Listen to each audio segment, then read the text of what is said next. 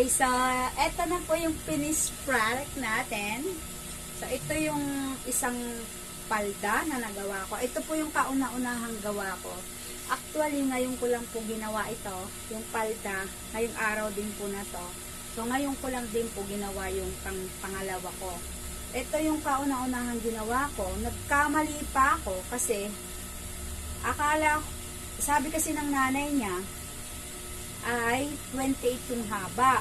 So, binigay pala ng, yung binigay po pala ng, tawag dito, yung binigay pala ng telahan, yung binigay sa telahan ay sakto lang.